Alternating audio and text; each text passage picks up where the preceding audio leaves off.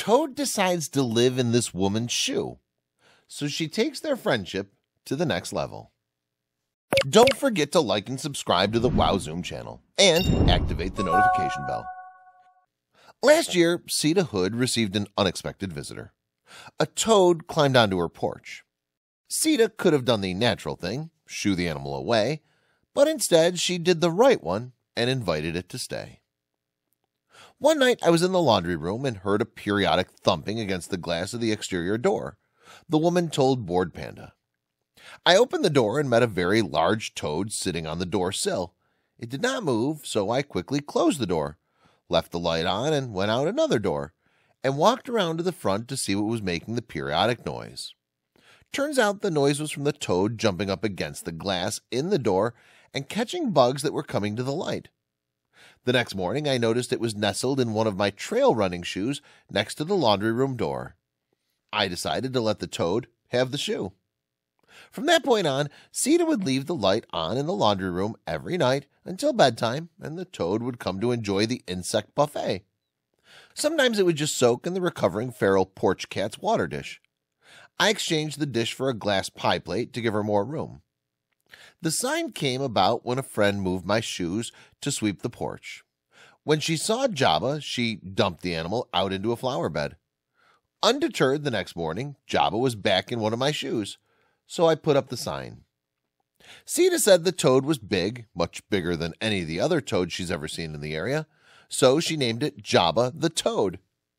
Many evenings I would sit on the steps of the porch and work with Mr. Kitty, the recovering feral cat who lives outdoors, letting him acclimate to me, eventually allowing me to brush and touch him. Jabba, on the other hand, would let me get very close, but I never tried to touch it. Some evenings, Jabba would be sitting inches away from Mr. Kitty, but Sita would not get a picture of the two of them because Mr. Kitty would always run away. Most mornings, Jabba would be in my shoe. She preferred the left shoe, but sometimes slept in the right one, Sita explained. Sometimes she would disappear for a few days, and I would think she was gone. Then one morning she'd be back in one of my shoes. One evening when Sita took the dogs out for her last pee before bed, Jabba was back on the porch. It got so used to its new home and its housemates, the toad was not concerned about the dogs at all, even when two of them went over to check her out.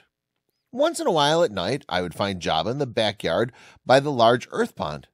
I told it to be careful because there was no shortage of snakes and other predators, raccoons, fox, coyotes, bobcats, feral hogs, and owls. One early October evening, Sita was going to put out food for the deer and saw Jabba hopping down the driveway. I followed but stayed way back. It went all the way to the woods adjoining the fenced area where we feed the deer.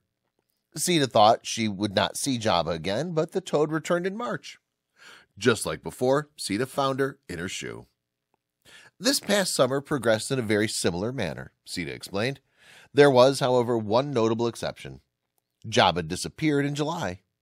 I sadly concluded it had lived its lifespan and quite possibly became part of the food chain. 2 weeks ago, Sita was repotting plants and found Jabba on the surface of one of the pots.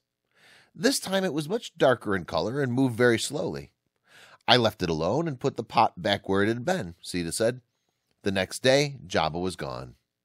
It's most unusual for a toad to start hibernating in July. Here in East Texas, July, August, and early September have daily highs near or above 100 degrees Fahrenheit. I read up toads and suspect he's a Gulf Coast toad, which is supposed to live 1 to 2 years in the wild. Jabba was fully grown when I first met her, which would indicate she was maybe a year old then. She spent 2 summers mostly on the front porch, so that makes her possibly 3 years old, Sita explained. I never asked her age. Out of all the people Jabba could have met, Sita was probably the one who could, and did, take the best care of it. The woman has 10 cats. 9 are indoor and have their own room, and 3 large dogs, who mostly hang out indoors too. She's done animal rescue for most of her life. The only cat Jabba met was Mr. Kitty, the recovering feral who hangs out on the front porch. They seem to get along well.